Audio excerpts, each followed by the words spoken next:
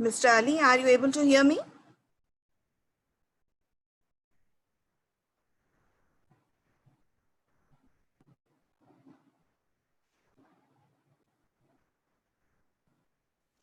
Assalamu alaikum, Rukhsar madam. Ji, Malikum Assalam. Are you able to hear me? Very clearly. Sir is going Fine. to join. Yes, we can hear you. Okay, fine. Thank you so much. Okay. We can ask participant to just wait a minute or two. Pardon? This resource person is going to join soon. Yeah, So he has already joined us. He has joined. Okay. I can see him. He has already joined us. So we'll start because it's already 11 o'clock. A very warm good morning to all. And Assalamu alaikum. I hope you all are doing great. As we all are already at home, staying safe and keeping ourselves safe.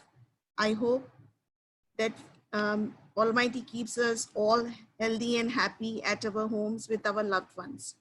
To start with, this webinar on IT forensics is organized by Khaja Bandanawaz University, which has been formed in the year 2018.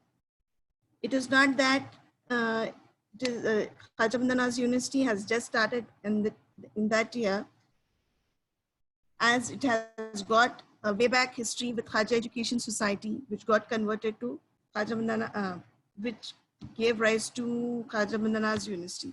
There are numerous number of institutions under Khaja Bandanawaz University. Like we have got a medical college, we have got an engineering college, Faculty of Engineering and Technology, under which we have got 8 UG courses, 5 PG courses, and 5 research centers running right now. And this all credit goes to our late founder president, Padam Shri Awardee, His Holiness Sayyid Muhammadul Hussaini Sahib, to whom we owe all this, because he was the one who started with the foundation of engineering college, Khaja Bandanawaz College of Engineering. And the same legacy is being carried forward by our president, His Holiness Sayyid Muhammad Sayyid Shah Gesudaraz Khusro Seri Sahib, who is also our chancellor of Khaja Bandanawaz University. So, and we are very much thankful to the management, our chancellor sir, our pro-chancellor sir, vice chancellor, registrar sir, director sir, who has given us the permission to start with the series of webinars that we have been conducting since so many days. And there are so many good resource persons that are coming forward without any monetary benefits, just giving their intellectual things to us, sharing their knowledge, using their own platforms and helping us out. And there are so many people who are connecting from throughout the world. To tell you right now, for this IT forensics webinar, we have got 300 plus registrations from all over the globe. I am equally thankful to all the participants who have come forward to speak a few words about today's resource person who doesn't need an introduction, at least in our North Karnataka.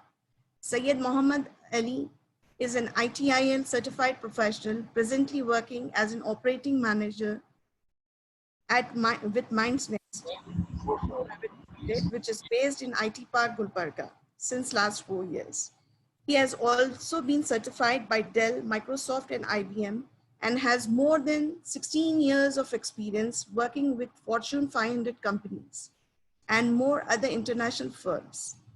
He started his career with core business operations of Dell at expert level for Dell's US-based clients, with tenure with Dell was for a period of 4 years. He has served as lead of IT business teams for many Middle East-based IT companies. He strongly believes that the gap between the academics and the industry should be fixed at the college level itself by implementing industrial visits, educational internships, and training programs through industry academic collaboration.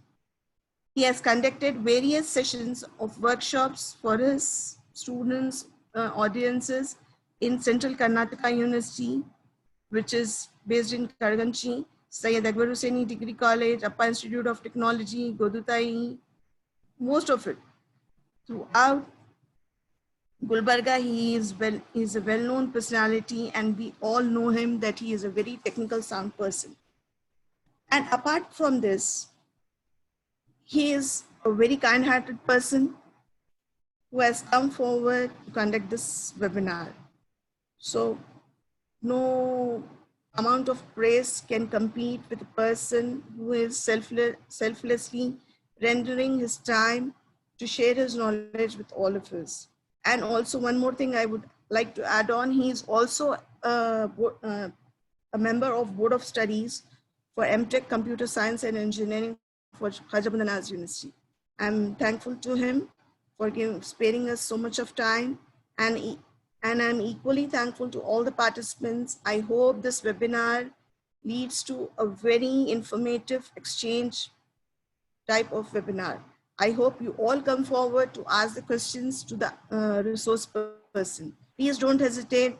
There's a chat box also in which you can just put on your questions. All your queries will be certified and satisfied. And also at the end of the webinar, a feedback link will be given, which you have to submit so that you get an auto-generated certificate. I hope it was good that you have joined with us. I'm thankful to you. I hope we all stay home, stay safe, and increase our knowledge with these type of programs. So over to Mr. Ali. Ali Saab, are you there?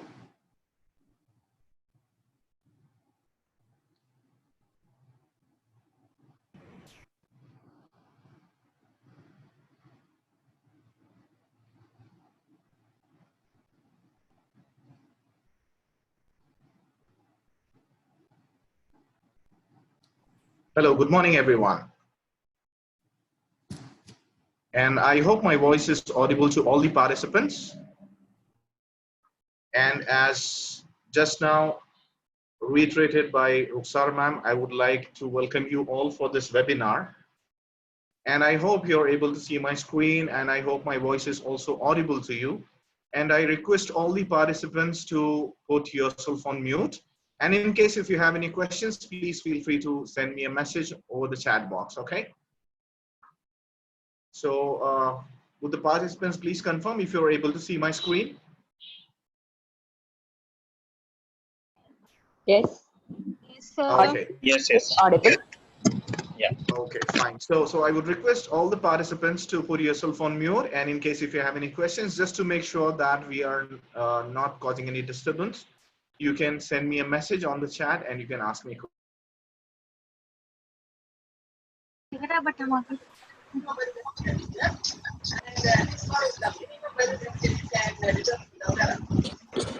This estimate of the actual value, and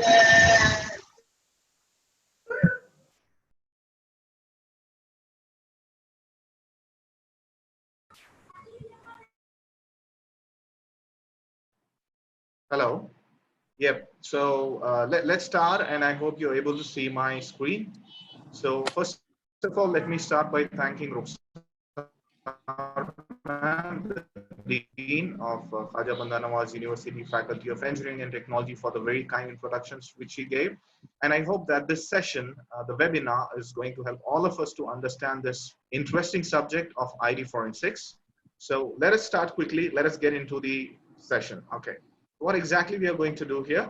So the agenda for today's webinar is going to be about understanding the learning outcomes, or you can say what's in it for me. Then we'll quickly go to understand the introduction to forensics and IT forensics. Then we'll understand time. This is a basic paradigm by the investigators in order to collect the evidence, or in case of any crime. So that is the basic paradigm that is used. Then we can go and understand the science and scientific method and scientific laws. So the next topic that we are going to cover is going to be the forensic scientists and specialties. Then we'll understand what are the common IT evidences that are used in the industry. Then we'll go for understanding the role of information technology and digital forensics and the legal decision making. After that, we'll go and see the history of IT forensics. We'll also understand the types of digital forensics and the ISO standards that are followed for digital forensics. We'll also see or try to understand how contrasting scientific conclusions are with the code judgments. Then we'll also go and see some open source commonly used tools in IT forensics. After that, we'll have a question and answer session.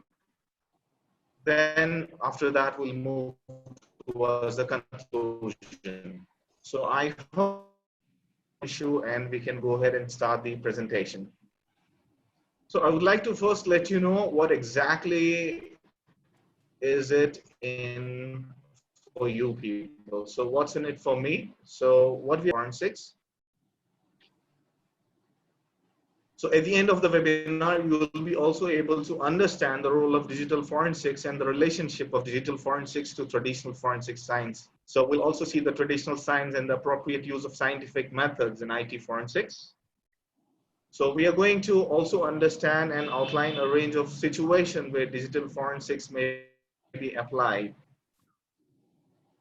And we are also going to see and understand how the practice of digital forensic investigation and case studies are done.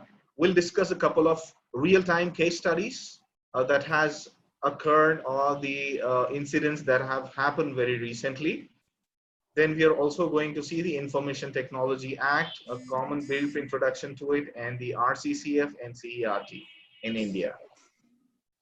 So the question that we have right now is to understand what is forensics and what is IT forensics. Okay, so the simple definition of this can be forensic science is the application of science to matters of law. So in order to make it more understandable, let me explain it to you in a proper manner. So how exactly it is, a more careful examination of this specific topics, however, yields some extremely important insights about this topic or the subject. So the science part here alludes to scientific method and how it might apply both generally and in terms of a specific investigation. So the forensic element here refers to how court make their decision, the courts of law, how they make their decisions. And one of the most important lessons in that forensic scientists acting as witness are not allowed to usurp the authority and the role of the court in reaching its decision. As we will see later, this has a considerable impact on how forensic scientists go about their business, how they write reports for court use, and how they give evidence. So the case is not only limited to the courts of law. So in case if any kind of investigation is required even in a corporate organization, then definitely this can be applied there. So let's go and understand what's IT and digital forensics. So here we can say that applying forensic science to the digital artifacts that we create every day through our interactions with computers, mobile phones, and the unseen objects around us that encompass the so-called Internet of Things. So we are speaking about the use of digital tools, the information and communications technology tools that we use on an everyday. So digital forensics is an exciting area. For me, it's an interesting area, and I'm personally very much excited to learn more about this area. So this area has been often glamorized and its capability is exaggerated in films and television shows like CSI, NCIS, and spoofs. So you may have heard the area described using slightly different words, each of which may bring to mind different activities and different names or different characters when you think about it. So I will go ahead and get you familiarized with some of the areas that can be encompassed by the term digital forensics and investigation. So when I speak about IT, information technology forensics or digital forensics, I'm speaking about the computer forensics. We are going to discuss about the forensics computing, forensics science, network forensics. They all fall in the category of digital forensics or information technology forensics. So we are also going to, with Alan. Alan is there in the hala, no? I'm sorry. I request the participants to put In the yourself hala. on mute. So we are going to say that all these things, apart from this, the information and communications technology forensics, the forensics investigation, digital investigations, and the business continuity programs, the incident response in ITIL, the computer policing, high-tech crime investigation, computer security, incident management, and cloud security. So we can say that all these things are part of the information technology and the IT forensics. So in order to understand what exactly is time and how it is used by the investigators or the forensics experts, so let me give you a basic example here. So if you're speaking about a case where a computer or a machine has been accessed in an unauthorized manner, so what are the common evidences you're going to collect? So there is a common paradigm that is used, that is time. So time stands for TIME, time, and then information and the magnitude and the evidence. So all these things will be very much required to understand the situation where the computer was accessed or a machine was accessed or some unauthorized access was done for a specific device or a machine or any infrastructure. So the time is basically, we are speaking about the time when this incident occurred, when the specific incident happened, and what information do we have related to this specific incident. We are going to gather all that information. Then we are going to collect the information and match it with the magnitude of the information what we have with us, and common evidences what we can collect. So we'll discuss about science, scientific methods, and scientific laws. So the aim of science is to make order out of chaos by producing explanations for what we see around us. So here you can say that these explanations come in the form of rules or laws, which we hope once described are universally true. For example, we are speaking about objects of whatever weight dropped from a tower or another high point will always come and fall at the same rate, assuming the same air resistance. So here we are trying to speak about or understand about the methods or the form or the rule of laws that are universally true. So even in case of computers, if we are speaking about unauthorized access or any other case where the incident has occurred, we need to be sure that the form or rule or rules or laws, they are universally true. Okay. So here the other thing is, we can say that the science is nothing but the scientific method. The scientific method is logical problem solving approach used by biologists and many other scientists. Okay. So we can say that this part of a more general phenomena known as the positional relationships with other bodies. So typically here we are able to derive a scientific law by making an initial observation of the incident, giving a provisional hypothesis which explains what is being observed, providing a means of testing the hypothesis, and actually testing the hypothesis. It's nothing but doing the experiment. So here when we are speaking about examining and analyzing the results of the testing to see what they conform with expectations or some revision thereof. So saying that the hypothesis is now a scientific law that holds good for a given range of the phenomena and which can be published as such. So this process is known as the scientific method. The end result of the application of the scientific method is a scientific law. So if we have carried out the exercise properly, we can now predict what will happen for all activities within that range of the phenomena. And anyone else will be able to do the same. So here we are speaking about recreating the incident or replicating the same to make sure that we can prove the incident that occurred. So universality and repeatability are key features of scientific laws. You should always be aware that scientists generally agree that nothing can be proven in absolute terms, but we can say a scientific law holds good until it is proven false. So although findings may be written up in academic journals using a structure rather like the bullet points, in practice, scientific endeavor is often much more complex.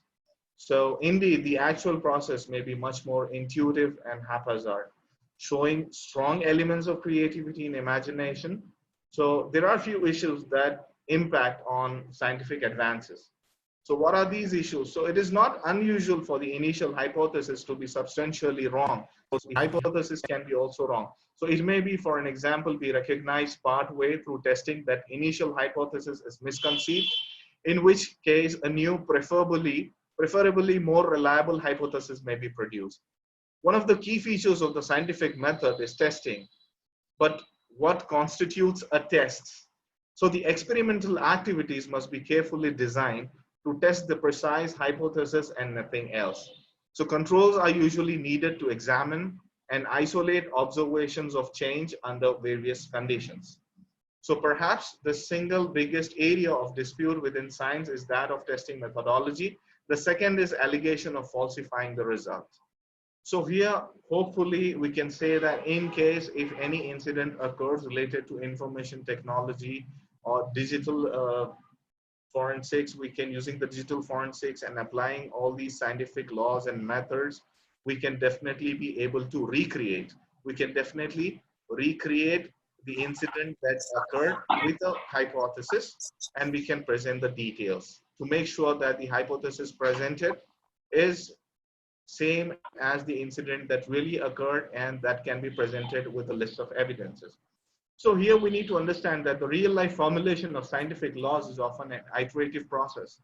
So towards fuller and more reliable understanding, once the researcher is satisfied with the test results, they may be published in an appropriate scientific journal, or you can publish it as evidences in case if the matter is in court of laws. So thereby adding to the pool of scientific knowledge. So before the publication takes place in case of journals, the work will be peer reviewed for flaws and originality. So similarly, in case before this showed or it is presented in the court of law, it is experimented and ensure that, okay, we have the right evidence that can be recreated and it is universal. So it is also the case that any one point of time, there is a dominant view of how things work. So here, within which most of the scientific endeavor is a particular fields take place. So every so often that dominant view turns out to be misconceived, and there is a major discovery of a paradigm shift. So it is therefore possible to distinguish between normal science, which is the vast majority of work that is carried out, and much rarer paradigmatic work. So speaking about the laws, so here the exercise is carried out with prediction of outcomes within that range of phenomenon can be recreated. As I explained, the universality and repeatability are key features of scientific laws.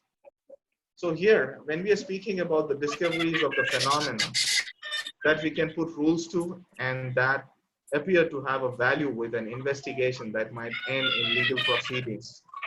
So we can give an example here. Of a particular qualities of fingerprints, or apart from that, we are speaking about the qualities of the DNA. When we are speaking about the computers, we can speak about the MAC addresses, we can speak about the IP addresses, which are very unique. And we can also speak about any other traces that are available, that are available and that have been made available during the incident that has occurred. So the development and proper use in the relevant instances of specialist tools and standard operating procedures based on all these things that we have discussed. So arguably, there is also a third instance when a forensic technician examines a specific item of evidence and reports the finding. This must be scientific to the extent that it is repeatable by others. Okay, so it should be unique, but apart from that, it should be repeatable by others in case when you're doing the experiment and presenting it. Okay. In criminal law procedure, the repeatability should be accessible to an expert instructed by the defense. So they will have access to it and they should be able to access it to ensure that the evidences that are presented should be able to, they are in a manner where they can be recreated. So this requirement to be specific implies, okay, this requirement to be the scientific implies, among other things, having the original material or some acceptable duplicates. So that should be available for inspection and having detailed reporting of what was done. So let's go to our next slide and we'll see about the forensic scientists and their specialties. So we are speaking about the professionals. Okay, the professionals who work in the field of forensic science are known as forensic scientists. So the forensic scientists usually work in hospitals, police departments, laboratories, universities, morgues, and corporate organizations. So what are the different specialties of forensic science? Okay, so the different specialties of forensic science include the forensic pathology, forensic DNA, forensic engineering, IT and digital forensics. We've got forensic accounting, forensic dentistry, forensic anthropology, and forensic toxicology.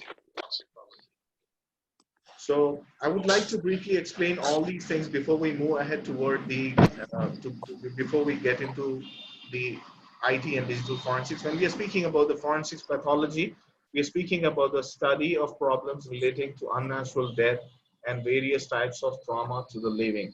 So it is a specialty of the medicine and a subspecialty of pathology.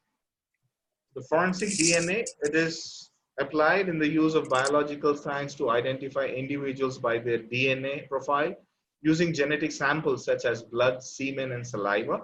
The concept was first designed by Sir Alec Jeffreys at the University of Leicester in 1985. Then we have the forensic engineering. So you can also say that IT forensics or digital forensics is a subdiscipline of forensic engineering. Okay. So here the investigation of accidents in forensic engineering involves vehicle, aircraft, fire, electrical or electronic or metal fatigue by applying engineering principles to solve how they were caused. So you can give an example of a burning vehicle. Okay. So that is a good example for forensic engineering. When we are speaking about the digital forensics or information technology forensics, so here the digital forensics is the area of forensics in which professionals analyze and gather data from a computer or other form of digital media. Then we have the forensic accounting. So the forensic accounting is to trace any financial inconsistencies within a company's account. Then we have the forensic dentistry. The use of information technology or the use of information through examination of teeth and dental prostheses to assist in identifying human remains and evaluating bite marks or identifying the corpses. And then we have the forensic anthropology, the study of human beings in relation to their physical character. The specialist answers questions on gender, age, ethnicity, stature, nutritional status, and other information. So early pioneers of forensic anthropology included Thomas Dwight, whose book, The Identification of the Human Skeleton, a Medico-Legal Information. Then we have the forensic toxicology. So here the identification and quantification of drugs and other poisons or toxins in body tissues and fluids, including the blood. So that specific thing is studied. So we'll come to our main topic, that is the information technology evidence. So what we can say is that what are the most common IT evidences we can use here? So most of the common IT evidences include the IP addresses. So everyone knows that when we connect to the networks, the computers generate IP addresses which are unique, and we can identify further the subnet, the gateway, and other things using the local IP addresses, IPv4, IPv6 addresses, and the public IP addresses. We can also get information from a system through the files and folders available on a machine, or we can also get the details of a system using its MAC addresses, and definitely these are unique. We can also collect the information as evidence available on the system. So we are speaking about the system information, the device details. And apart from that, we can also speak about the online activity of a user. We have access to the chats and the email logs. We can also speak about the location and movement details, the GPS, that can be also used as common IT evidences.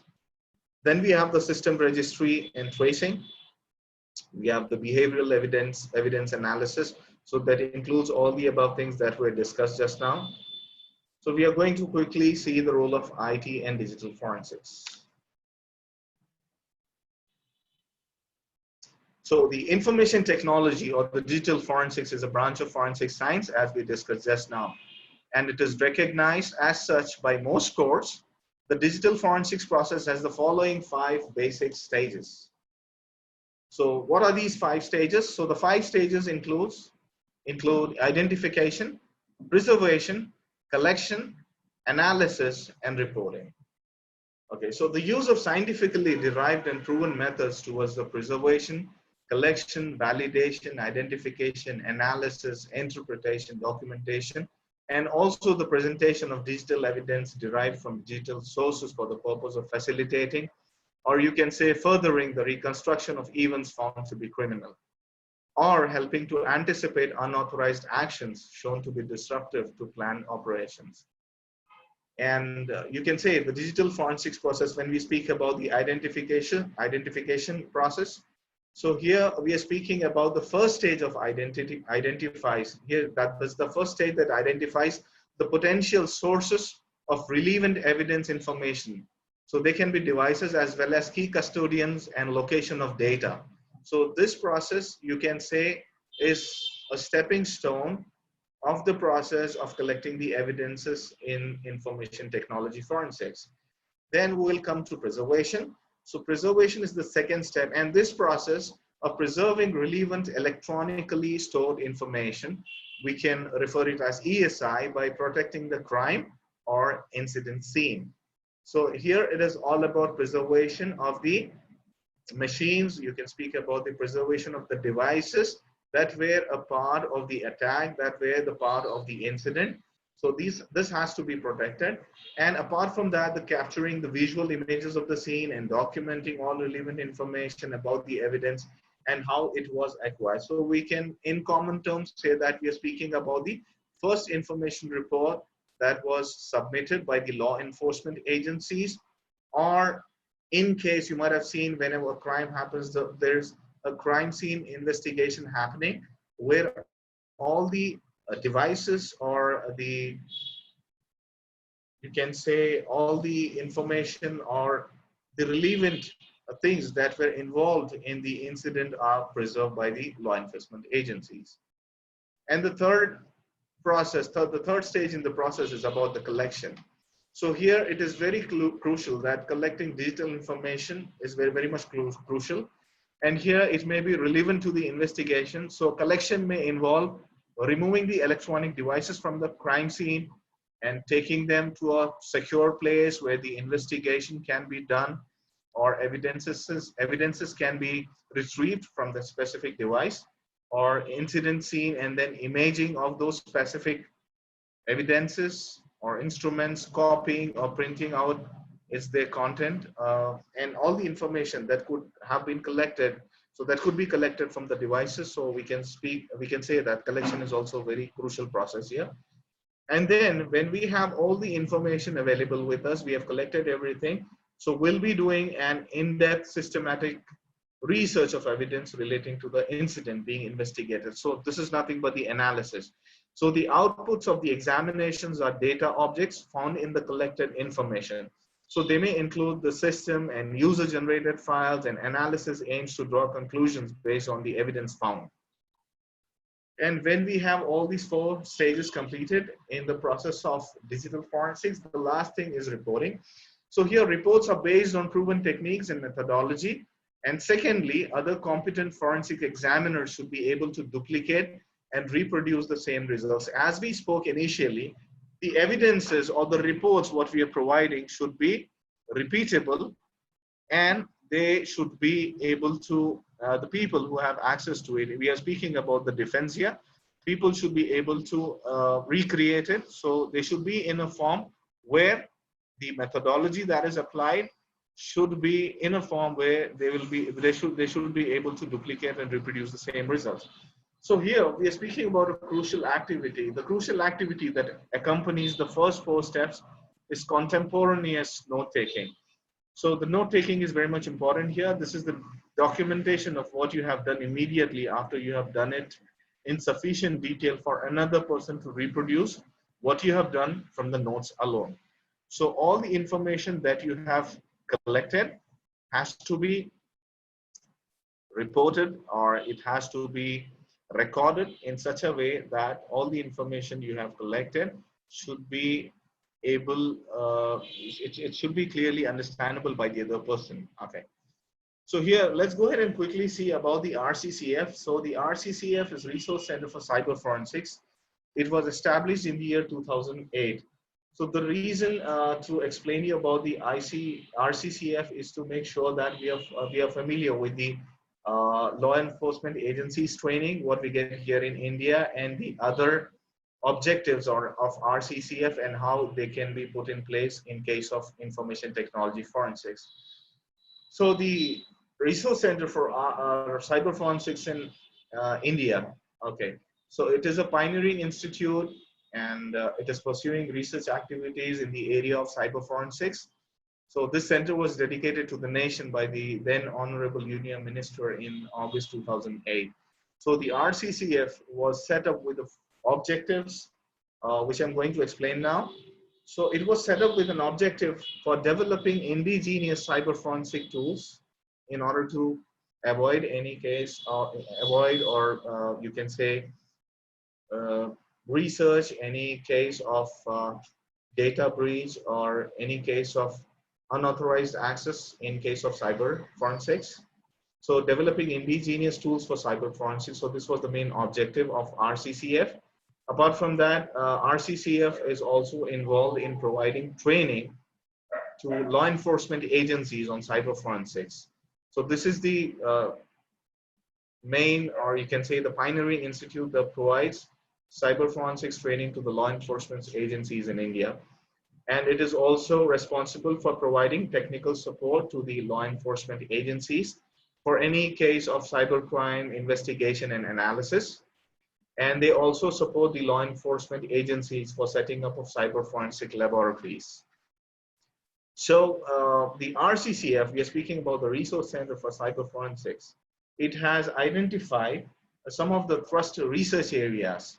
So the thrust research areas of RCCF are disk forensics. They are into disk forensics. They are into network forensics and mobile device forensics, live forensics, memory forensics, multimedia, and internet forensics. So this is the whole idea of the RCCF being set up in the year 2008. And this has been a pioneering institute providing all sort of assistance and providing technical support to the law enforcement agencies. Let's go to our next slide, and we'll quickly see what is the role of a forensic scientist. So here you can say that the end result of many forensic investigations in their use to prove guilt, or innocence, is a criminal trial. So establish liability in a civil trial or reach an internal disciplinary decisions in a company in case if any breach is being researched or it is being investigated in an organization. So here you can say that the legal decision making which is involved for forensic scientists, it has to be very carefully explored. So it has to be the relationship between a finding by a forensic scientist and the decision of the court of law. So if you can put bluntly, if a forensic scientist were to state in evidence that there is a probability of 1 in 1 million that a DNA sample found at a scene of crime matches the DNA profile of an accused, or speak about an IP address where any kind of duplication might have happened using some kind of tools like virtual private networks or any kind of other tools that provides you details of the users. Okay, so in this case, what you can do is that the legal decision making has to be considered, where it is also possible that the court might compare and do the matching of the profile of an accused and the sample that was available at the scene. So here, then the court would be bound to accept his finding. Okay, so this is very much important. So the role of the forensic scientist has to be very much sure about the evidences which they are going to provide, and to make sure that they are not duplicating anything, or they are just not removing any kind of probability. So here, when you're speaking about the legal decision making, that completely depends on whether you're going to prove that in the court of law using all the evidence what you carry with you. So we'll go ahead and see the brief history of IT forensics. So until the late 1990s, so what became known as digital forensics was commonly termed as computer forensics. So what we know today as information technology or digital forensics earlier was known only as computer forensics. So here, the first computer forensic technicians, if you speak about the history, were the law enforcement officers who were also the computer hobbyists. So in the United States of America in 1984, the work began in the FBI, Computer Analysis and Response Team. So that is usually referred as CART. So 1 year later in the UK, the Metropolitan Police set up a computer crime unit, John Austin, within what was then called the Fraud Squad. So that was called as the Fraud Squad. So if you're speaking about the uh, Information Technology Act, so when we introduced this act in India, the Indian government introduced this in the year 2000. It is also known as the ITA 2000 or the IT Amendment Act of 2008. So the ITA 2000 or the IT Act, which is an act of the Indian Parliament, notified on 17th October 2000. It is the primary law in India dealing with cybercrime and electronic commerce. So it is based on the United Nations model law on electronic commerce. So that was introduced in the year 1996, and that was recommended by the General Assembly of United Nations by a resolution that was dated 30th of January 1997. So the bill in India was passed in the budget session of 2000, and it was signed by the then President, Mr. K.R. Narayanan. And on 9th of May, the bill was finalized by a group of officials headed by the then Minister of Information Technology, Mr. Pramod Mahajan. So here the major amendment, you need to understand this, was made in 2008. So it introduced the section 66A, which penalized sending of offensive messages. It also introduced the section 69, which gave authorities the power of interception or monitoring or decryption of any information through any computer resource. So here, this act in India provides a legal framework for electronic governance by giving recognition to electronic records and digital signatures. So the formation of controller of certifying authorities was directed by the act. So this was to regulate issuing of digital signatures in order to ensure that no unauthorized access happens, and it also defines cyber crimes and prescribe penalties for them. So it also established a cyber appellate tribunal to resolve disputes rising from this new law. So let's go ahead and see the types of digital forensics. So earlier we had seen the types of forensics. So we'll quickly see the type of digital forensics, what we have now. So the IT digital forensics is constantly evolving and scientific field with many subdisciplines. So we'll discuss about the common types, or you can say specialties within the digital forensics or the information technology forensics. So the first thing what we have is computer forensics. As we have seen initially, when the information technology forensics was not a common thing, most of the forensics related to computers were known as computer forensics. So here the identification, as we discussed, the preservation, collection, analysis, and reporting of evidence found on computers, laptops, storage, media, and that was provided in support of investigations and legal proceedings. Then we have the network forensics. So the network forensics involves with monitoring, capturing, storing, and analysis of network activities or the events in order to discover the source of security attacks. So the intrusions, other network problems, incidents, we can speak or give instances or examples related to the worms, virus, the malware attacks, and the abnormal network traffic and security breaches. So I hope you might have read in the news 3 or 4 weeks back about a manufacturing company which is into manufacturing of two-wheelers and four-wheeler. So this information is available in the public domain. So the production unit of this specific manufacturer was attacked, or it was hit. The production systems were hit and their production went down in 3 different countries. It happened in Japan, it happened in the United States, and it also happened in India. So this attack, most of the researchers and most of the investigation agencies say that it happened through the network. So most of the hackers were involved in this incident. They were able to get onto the production network, production systems of this manufacturer, and they were able to affect the production of this specific manufacturer of two-wheelers and four-wheelers. It is a very famous Japanese-based company. Let's go to the next topic, that is mobile device forensics. So the mobile device forensics is nothing but the recovery of electronic evidences from your mobile phones, your smartphones, SIM cards, your handheld devices or your GPS devices. We can speak about the tablets, your game consoles, and all kinds of mobile devices we can speak about. So the next subdiscipline is digital image forensics. So here we can say that the extraction and analysis of digitally acquired photographic images to validate their authenticity by recovering the metadata of the image file to ascertain its history.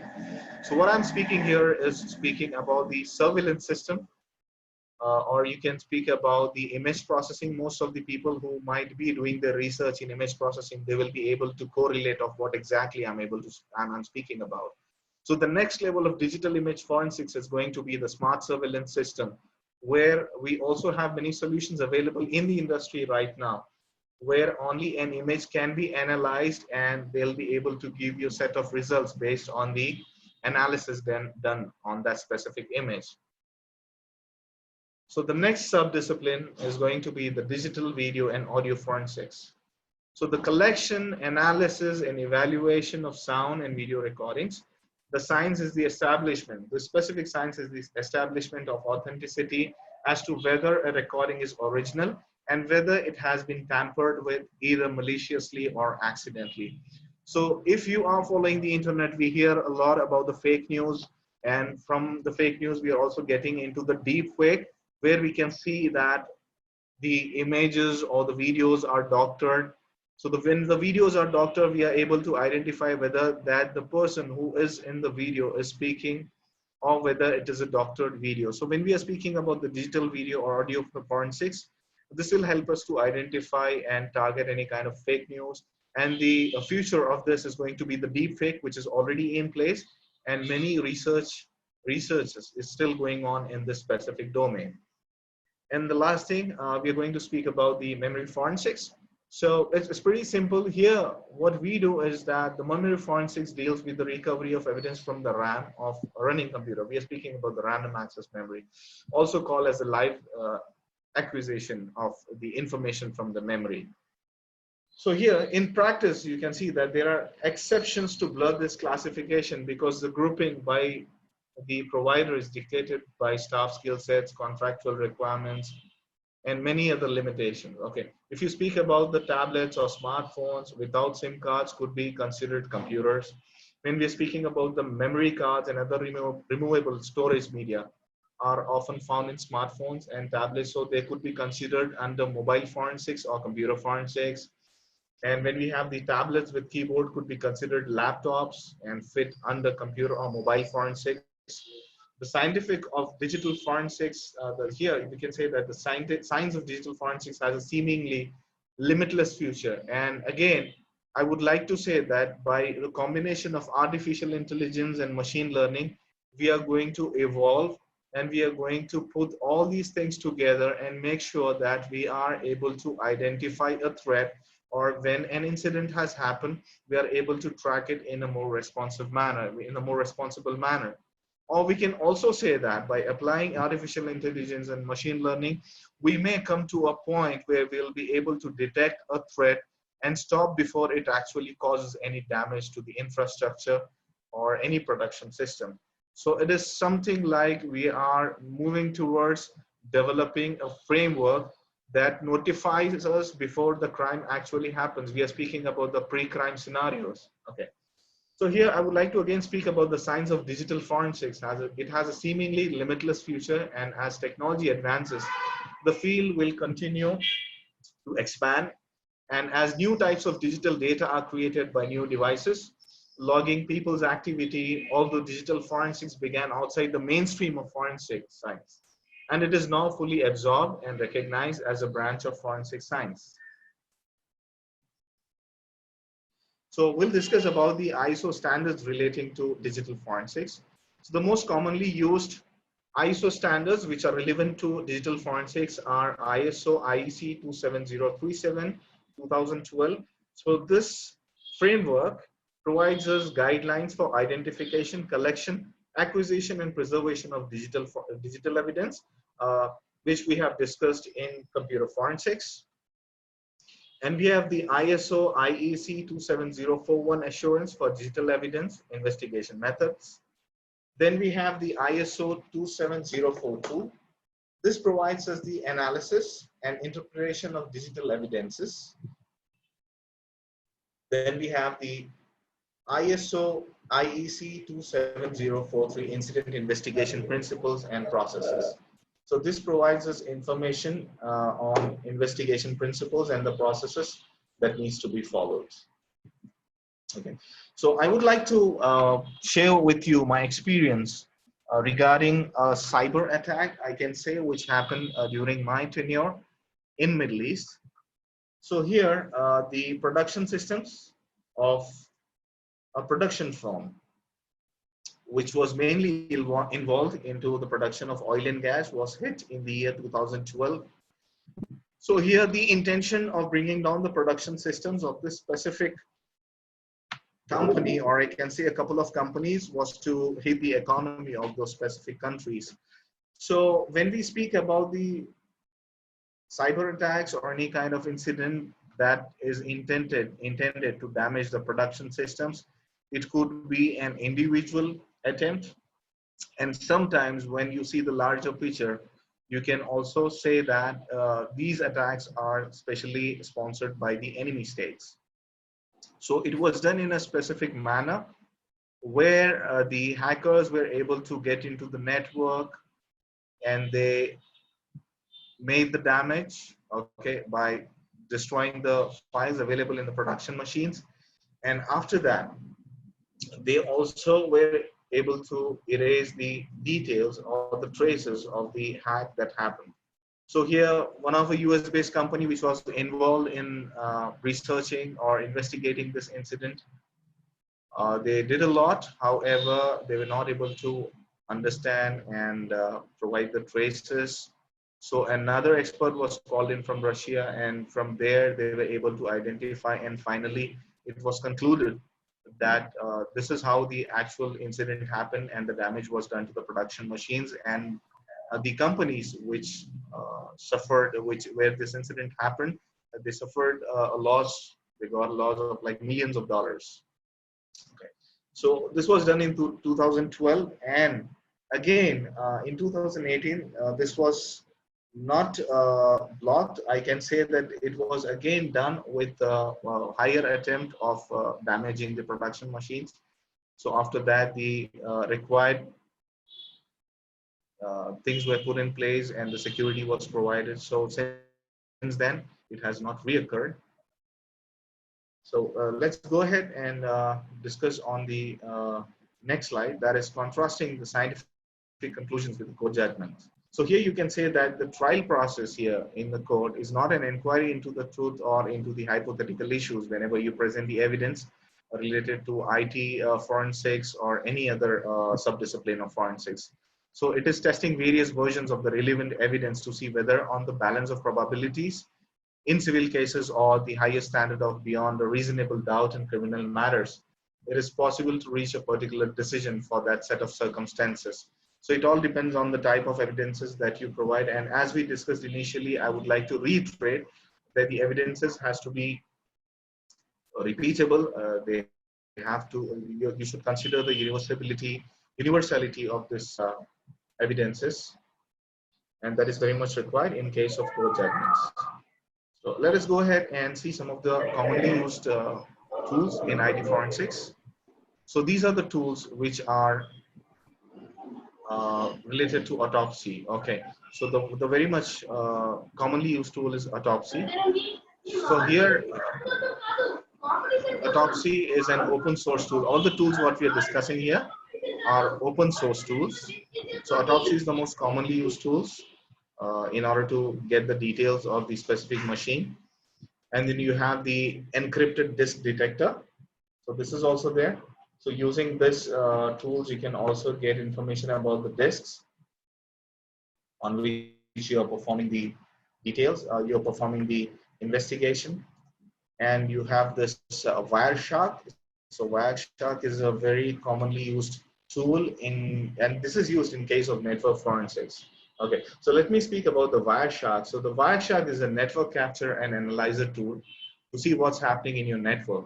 So Wireshark will be very handy. It is very handy and it is handy to investigate network related incidents. So this is also available for free. This is an open source tool. Then you have got the magnet RAM capture. So the magnet RAM capture is an open source tool that can be used to capture the physical memory of a computer and analyze the artifacts in memory. So it supports the Windows operating system. Then we have the network miner. So this is also a very famous tool that is used for forensic analysis of Windows, Linux, and Mac OS X. And it is used to detect the operating system, the host names, the session details, and open pores through packet sniffing or by providing extracted artifacts in an intuitive user interface. Then we have the Nmap tool. So the network mapper is one of the most popular networks and security auditing tools. So the Nmap is supported on most of the operating systems, including Windows, Linux, Solaris, Mac OS, and other operating systems. And this is definitely open source as well. Then we have the RAM capturer. So the RAM capturer is provided by Belkasoft, and it is also an open source tool. And here what it does, it's a free tool to dump the data from computer's volatile memory, and it's compatible with Windows OS. So we also have got this forensic acquisition of websites. So the so we have got the forensics acquisition of websites.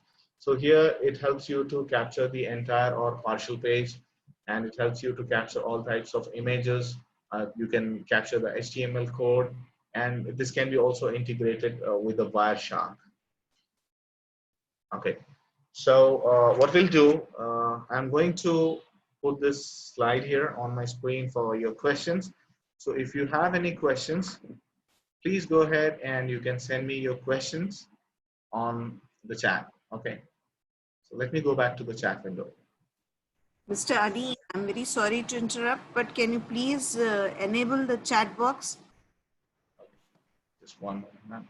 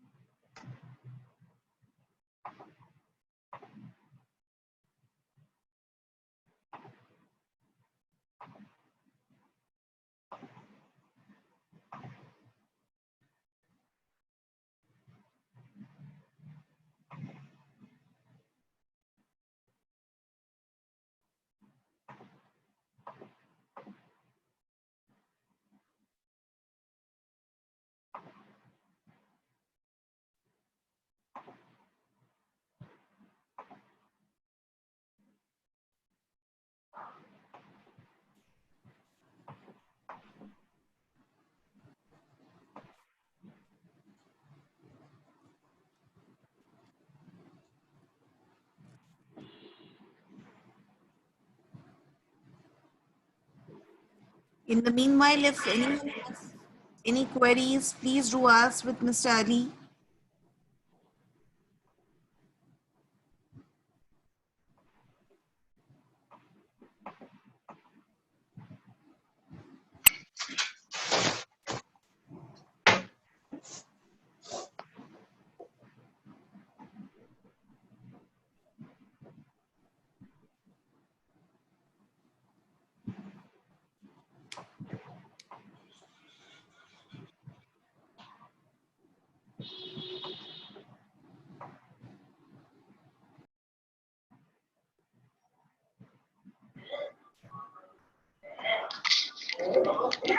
Hello. Yes, ma'am. Good morning, sir. Yes. Good morning, sir. Yes. Can you explain the importance of electronics engineer in forensic lab? Electronics and communications role in forensic. Definitely, definitely, ma'am. See, ma'am, when you're speaking about the role of an electronics and communications engineer in Yes. IT forensics, basically we are speaking about, as I said, when we initially started this session, we spoke on not only about the information technology, we said about the information and communications technology. So here, when you speak about communications, you're using different communication channels in order to communicate with the devices over the internet. We can say we can speak about the Internet of Things. So whenever you're communicating, you're definitely creating the artifacts. And as a electronics and communication engineers, you will have information and detailed understanding of the devices that are being used for communicating. So here for electronics and communications engineers as well, so this is going to be a good opportunity to get into, and this is definitely going to increase in future. You're going to have good opportunities for it. Oh, thank you, sir. Thank you.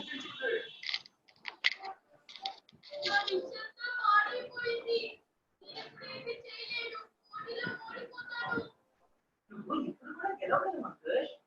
Hello, Mr. Ali. yes, who's this? The tool about the encrypted disk protection. Yes, Usually, our hard drives and pen drives we can encrypt with encryption. exactly. How the tool will be capable enough to decrypt the whole data nowadays?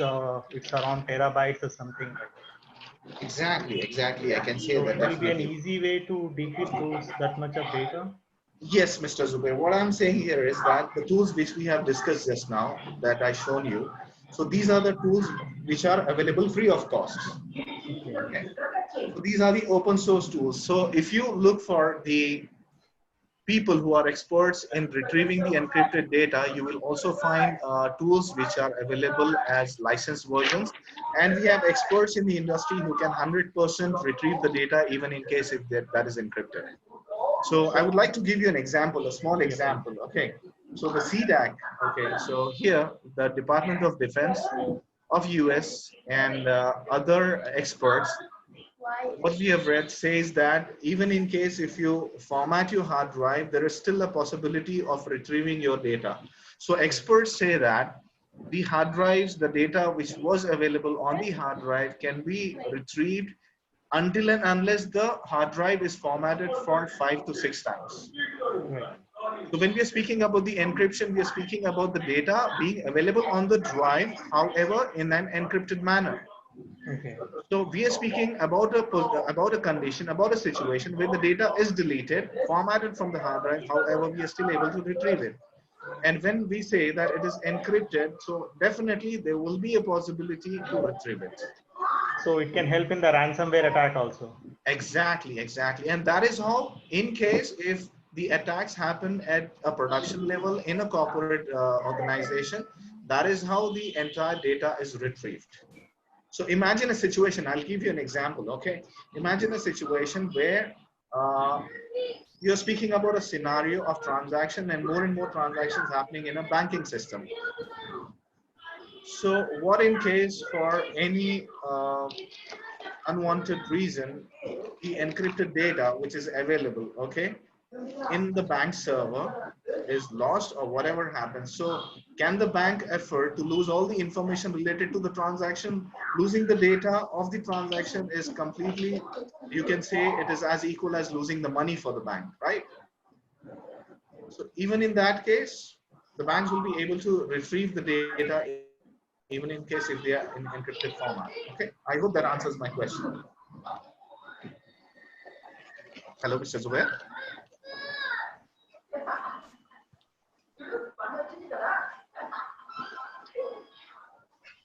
Hello. Hello. Yes, Mr. Zubair. I hope that answers my question. Go ahead. Hello. Yes, please go ahead. Sir, actually, like just you told, when anyone in industry, when they are saving their data, they are encrypted that one. So it No, will affect the everybody. speed. No, Any every. transaction is will be affected by the encryption or like when you are encrypting, when you are decrypting, definitely there will be some delay in the process. Yes, yes, definitely. The first thing which I want to clear is that not all the organizations are encrypting the data. Okay. So the encryption So is how we happening. can any measure the delay? So how much delay is going to, like if I have a 1 GB data and I'm going to encrypt it and saving in a live environment. Okay, okay. So you're So there is saying some that tool to, yeah. here, when we are speaking about the encryption and decryption, we are speaking, I understand that you're speaking about a scenario where Yes, the exactly. Yeah. receiver and the sender is in the same domain or on different domains, Different domains, like in banking. like in banking. Okay. So when we speak about a banking system, I'm sure that the customers are transacting at an ATM are in a different domain, and the records that are being stored in the bank server is on a different domain. So however, I'll say that if we can speak about, or we can take an example of the transaction that is happening at the ATM. Okay. So do you know what is the time that it takes in order to decrypt the information? Now, if you go to a bank in India, okay, most of the banks are asking you to enter a one-time password in case if you're doing a transaction of more than 10 or 20,000. Uh, Okay. So what is the duration? The time duration that is taken in order to encrypt and decrypt definitely depends on different factors like the machines that are being used and the type of the network that are being used. Okay. So the main, I can say, the backbone of any IT infrastructure is the network. So the higher the network capacity, the higher the bandwidth, the lower will be the response time. Actually, my question was like how I can measure the delay. If there is some delay, there is some tool like we can measure the delay. Is Okay. there any tool like that one? You have the open source tool which we have discussed just now to measure the delay in the response in a network, so you can use Wireshark. However, for the time that is required for encryption decryption, I believe people who are expert in encryption and decryption of data can definitely help you with that. There are different organizations which can help you. Okay, sir. However, Thank you if so you're much. speaking about the time that is taken by the network, that can be judged using the Wireshark. Okay. Thank you. Please go ahead. Thank you so much, sir. You're welcome. Yeah, my question was also answered actually. I muted my mic at that time, so I could not reply. Okay, sure. That's really good to know. Please go ahead. So somebody else? Hello, Assalamu alaikum, sir. Walaikum salam. Who's this? I'm Muhammad Shafi from KBNU. Yes, please, sir. Go ahead. Sir, what are the security measures we have to take while storing the forensic information? Because most of the hackers are there to hack all the information. Okay, okay. So when we are saying, when we are saying that we are going to store the information about the forensics, so consider a situation, okay? Consider a situation, a crime has happened, a crime has occurred, and you see the law enforcement agencies coming to that crime scene and collecting the evidence. So what do they do? So when they collect the evidence, they take all the evidence with them and they keep it in a place where it is stored in a very secure place, and that specific place is physically secure, and also the surveillance is there. And you're speaking about the forensic evidence hackers. Most of the evidences, I will say that most of the evidences, in case if you want to keep them secure, they are kept in high secure machines. Okay. High speed and highly secured machine, where one of our participant was speaking about the encryption, so they can be stored in an encrypted manner. It in the class. So, any precaution steps or any security preventions can be taken so that they can be stored. Yeah, you can speak about encryption, you can speak about 32-bit, 16-bit and 32-bit instruction encryption. Okay, thank you. Welcome.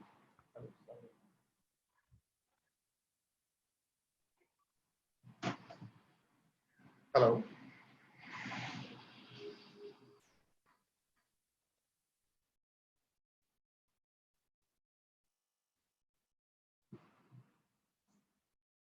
Hello. Do we have anyone with any question?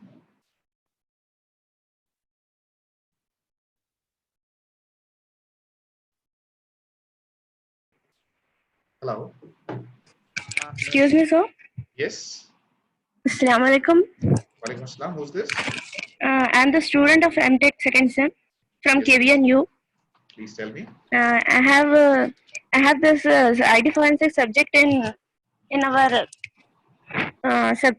in our course, and now it's like recalling of all what our madam has taken in our online classes.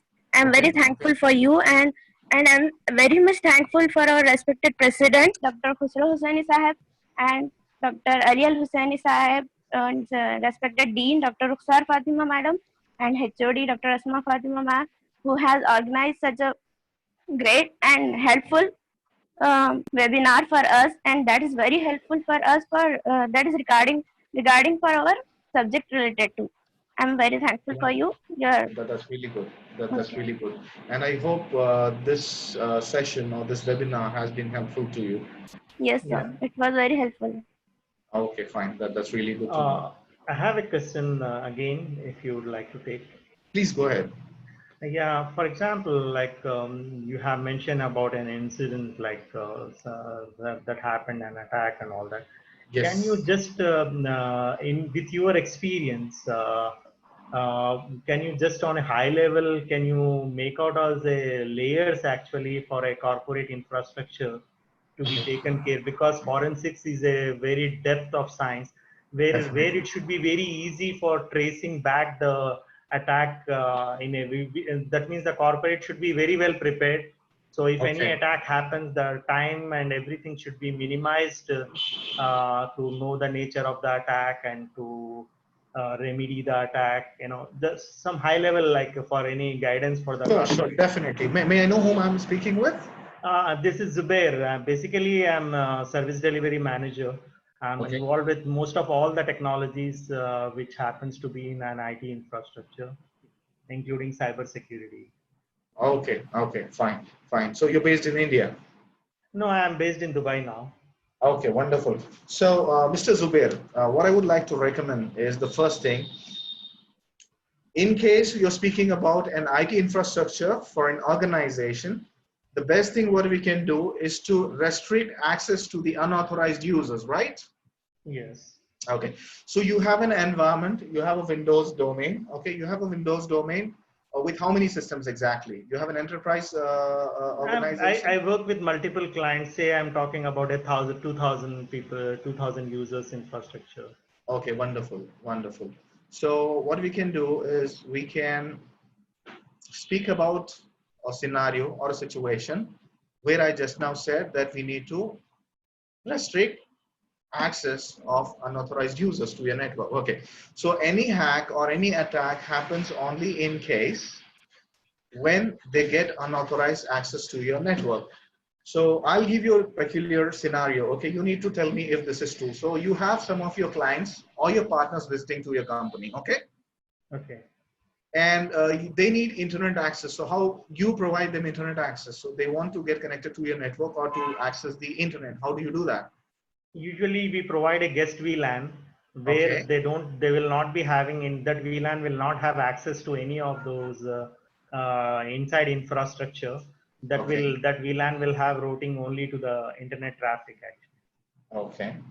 That is the easiest way we do with the VLAN mode. And definitely the authentication will be there. It will not be like once they are in the vicinity, they are gonna access. Okay, only in the vicinity. Okay, yeah. So can you say that if somebody, okay, without your knowledge, gets to the point where they have access to the network, okay, say you provided them access only for the VLAN, but unknowingly or deliberately, they come to a point where they can connect to your main network, okay, using a cable, okay, so get a laptop, they connect a cable. So will they be able to get the IP address on their machines? Okay. Yes, they will be getting No, the IP they address. can't actually. They can't Why? actually, because exactly? what happens is that every access switch in the network is not, the ports are all not activated. Even if they get an access to the ports will not be activated unless the proper request and procedures are done actually. So okay, so what is the procedure? It's not an easy task to get those IP addresses for any external device. Okay, so one recommendation which I would like to give is to make sure that you have a kind of layer on your network where if anybody tries to access it, they need to provide their credentials. Okay. Yes. So when they provide their credentials in order to connect to the network, so these credentials should be checked with the list of users, okay, which are active on your active domain directory. Right. Okay, so this way they won't be able to authenticate themselves, and then you can be sure that okay, this user is not able to authenticate, and that is the reason they should not be provided access to the network, or they should not be getting IP, or their computer is not authorized to check the access. So this is the first layer of security that you can do. And for this, I would like to recommend a tool that is very famous in the market. You might have heard about the Odyssey client that is provided by the Juniper Access client by Odyssey company. Have you heard about it, Mr. Zubair? No. Okay, you can just go to Google and type Juniper Access Client. So what it does, you need to install a client on your, the client software on your computers, and that gets integrated with your Active Directory. And whenever a user logs in to access the computer, and in order to get access to the network, they need to also provide their Active Directory details. And once the details provided by the user matches the details available in your Active Directory, only then they will get access to the network. So this is really a good way to provide or restrict access. Okay. How about the easiest way of keeping ready for tracing back the users? What is the easiest way for tracing back any attacks to keep all the tools in place, and so if any attack happens, just be ready and start Well, what I would recommend you here is I'll speak only about this tool, because this tool provides you all the information that will be required in order to stop an attack, and also to ensure that you are tracing back the information, or tracing back to the point from where exactly it emerged. Okay, thanks. Welcome. I hope that answers my question. Okay. I request the participants to give me just 2 minutes. I would like to enable the chat window in order to make sure that I get all your questions. Okay. Please bear with me. Hello. Can you hear me? Can I put a question to you, Mr. Mohammed? Yes. Who's this? Yeah, this is Mohammed Asgaruddin Ahmed. I'm from Khaja Consulting Services on smart cities. Yeah, Mr. Ahmed, I would request you to give me 2 minutes. I would like to enable the chat window so that I get all your questions. Okay, so I'll get back to you, Mr. Ahmed. Please be on the line. Okay.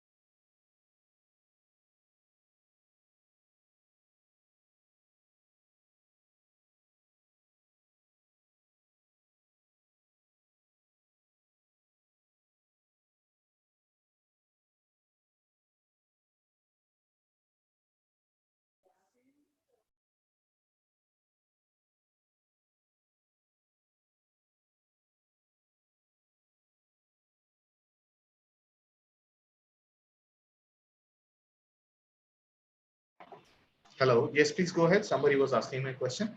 Yeah, Mr. Muhammad Ali, and thank you first of all for the insight that you have given. You're welcome. You're And welcome. it Please go was ahead.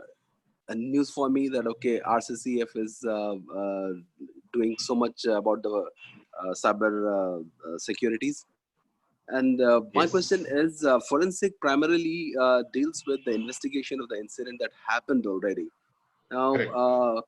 would you please highlight some of the points that or the measures that has to be taken, to prevent such incidents? Because these incidents happen only to the big companies, and they probably are, and I'm sure that they would be having their security measures as per the CIA triad.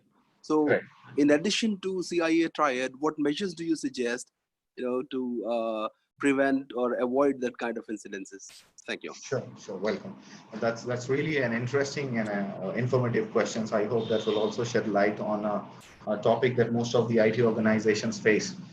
So my recommendation for this would be, since we spoke about the artificial intelligence and machine learning, and at the corporate level for enterprise level organization, in case if they want to ensure that the attack doesn't happen, or they want to make sure that they are able to identify it and terminate it before it happens. There is one tool, okay, that is specifically the kind of methodology that is being used by the Swiss Army. So almost 10 years back, I came around a group of people. Basically, they were experts in IT forensics. So what they did was they developed a tool and they installed it on their Active Directory servers through the Windows systems. And that had three layers in the architecture of that specific tool. So one was a collector, which was acting as a collector. And there was one more layer that was the engine, and the other was the portal. So the collector was responsible for collecting all the information available on the machines in that specific domain, and it would pass it on to the engine. And the engine, in collaboration, it was integrated with the portal, and based on the queries submitted by the users, it used to provide the information requested by the user. So here, the users or the people who were managing this tool, what they used to do was they used to search for some of the files or some of the tools which they considered as malicious, and based on these searches which they ran on the portal, the engine would go to the collector and bring them information. And beforehand, okay, before any kind of issue really occurred on the domain or on the infrastructure, or they used to have all the information available before in hand. So they could take all the measures that were required in order to make sure that it further doesn't causes any issues or any of the malicious software was removed from the machine. And that was entirely an automated process. So what I would say is, by the combination of artificial intelligence and machine learning, so tools like these can be developed in a customized level, so that the issue which you spoke about could be targeted. I hope that answers your question. Yep. So one simple thing, like such tools are available right now, or I mean they are still in offering. The tool or the technology which I'm speaking about is obsolete, I believe, because we did that without the use of the artificial intelligence and machine learning domains. So I hope, in case if you get in touch with any experts or who are specializing in IT forensics or network security or IT security, they'll be able to provide you a custom design solution for that. And hopefully in future, I personally, in my organization, the logo which you can see on the top right of the screen, will be coming up with these solutions in India and abroad. So we are very much keen to provide these kind of solutions to help the corporates. Yeah. Thank so you. you're welcome, and anytime, any point of time you need any kind of help, you can visit my website and you have my details and you can get in touch with me. Thank you so much. Sorry to interrupt you. Can you just have a call with Dr. Asma Parveen, please? Till then, I'll have a talk with the participants. Sure. Thank you, ma'am. Thank you so much. So I hope the webinar was quite informative. There's some issue with the chat box. We are trying to put up the feedback link. It's going to be done within 5 minutes. I hope that it was quite interesting, because Mr. Ali is a very renowned person in this field. And if you have any queries, I'll definitely post his contact details on our WhatsApp group. From there, you can contact him for any further information that you need. And also, building up these webinars or organizing all these webinars is not an easy job. I would like to thank my team, which is quite limited because of this pandemic. Dr. Asma Parveen, who is very much helpful in doing a lot of work. She's also a convener for this webinar. Mr. Bari Khatib from our society office, who does all the technical work for me. Mr. Mujib Ali, who is always trying to keep you updated with all the messaging and other things. And a few staff members who are helping us out in organizing. So I hope that you people keep connected with us now and in future also, as we have reactivated the IEEE student section, which is associated with Bangalore section. So from now onwards, whichever webinar is being conducted under Khaja Bandanawaz University will have the IEEE Bangalore section look. So I hope you people keep connected with us now and also in future. If you have got any queries about anything, please do let us know. Be a bit patient because we are just trying to post the link, feedback link to you, so that only the participants receive the certificate.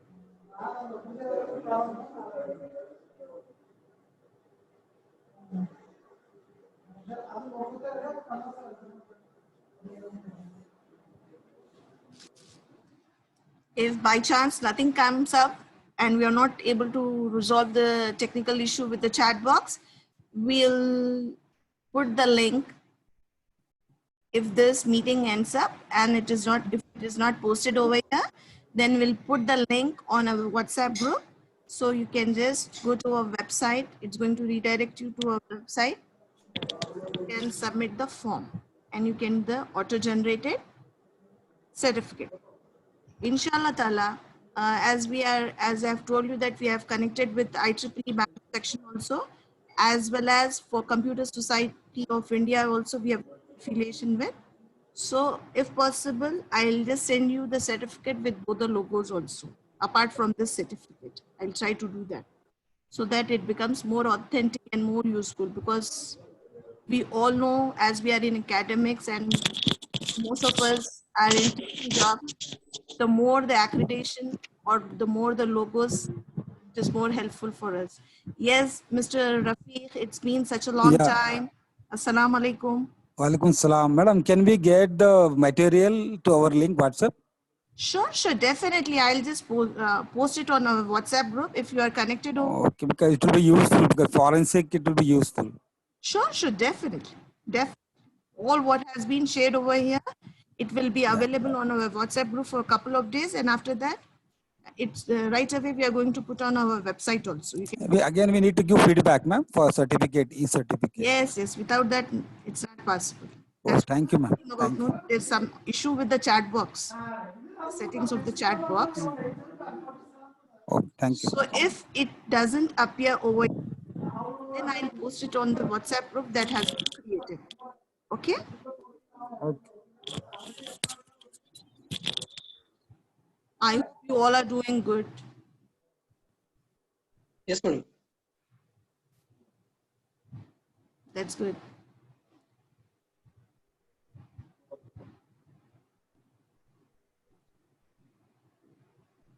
बाद में बात करता हूँ बाद में.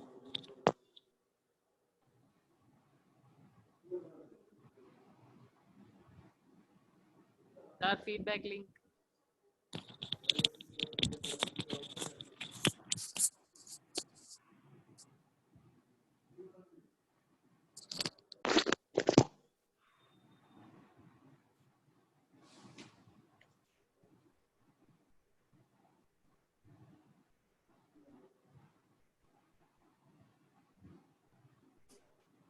Hello.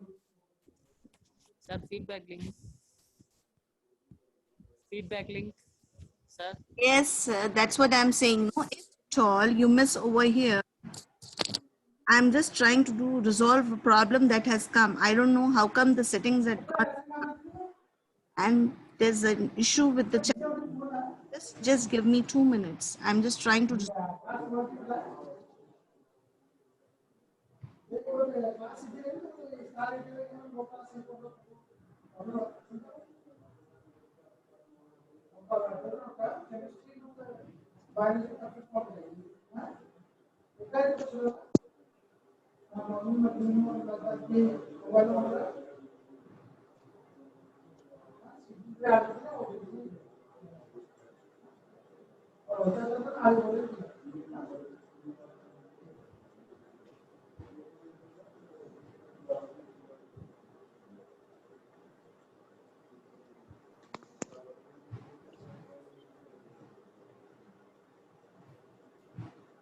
Madam, can you share the today's material? Material talking about, right? So the same website from where you are going, at where you are going to submit your feedback form, there itself you can find the material by tomorrow or today evening. Okay, okay, madam.